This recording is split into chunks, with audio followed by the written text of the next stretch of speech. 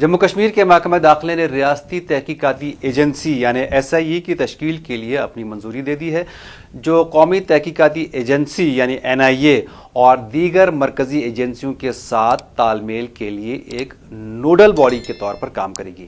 عسکریت پسندی سے متعلق مقدمات کی تیز رفتار اور مؤثر تحقیقات اور پروزیکیوشن کے لیے SIA ایسے دیگر اقدامات اٹھائے گا جو ضروری ہوں گے۔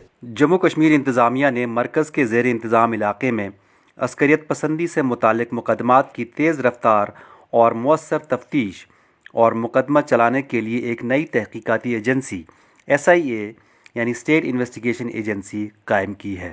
ایک سرکاری حکم نامے کے مطابق عسکریت پسندی سے متعلق مقدمات میں تیز رفتار اور مؤثر تحقیقات اور مقدمہ چلانے کے لیے ضروری اقدامات کرنے کے لیے SIA قومی تحقیقاتی ایجنسی NIA اور دیگر مرکزی ایجنسیوں کے ساتھ تال میل کے لیے ایک نوڈل ایجنسی ہے۔ CID ونگ کے سربراہ SIA کے بااختیار ڈائریکٹر ہوں گے۔ حکم نامے میں کہا گیا ہے کہ پولیس اسٹیشنوں کے انچارج تمام افسران عسکریت پسندی سے متعلق مقدمات کے اندراج پر فوری طور پر SIA کو لازمی طور پر مطلع کریں گے، بشمول ایسے معاملات کے جن میں تحقیقات کے دوران عسکریت پسندی کا کوئی تعلق سامنے آتا ہے۔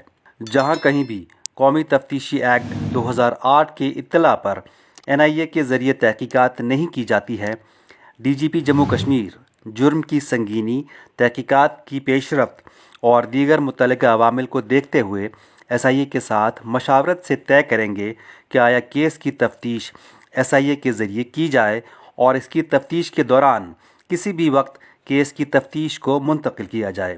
تاہم اگر اختلاف رائے ہے تو DGP اس کی وجوہات تحریری طور پر درج کرتے ہوئے فیصلہ کریں گے۔ SIA کو DGP کو مطلع کرتے ہوئے FIR از خود درج کرنے کا اختیار دیا گیا ہے۔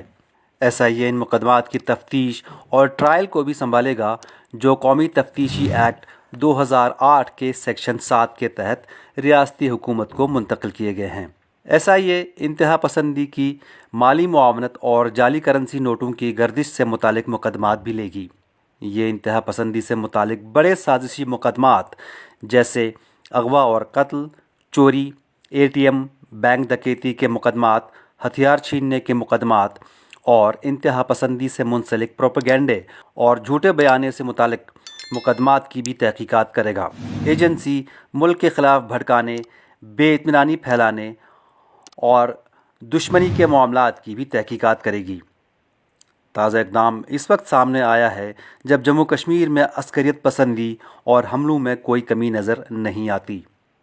اکتوبر میں عسکریت پسندی سے متعلق واقعات میں 41 ہلاکتیں ہوئیں، جن میں 20 عسکریت پسند، 9 فوجی اور 12 عام شہری شامل ہیں۔ SIA کے ڈائریکٹر، افسران اور ملازمین کو حکومت وقتاً فوقتاً تعینات کرے گی۔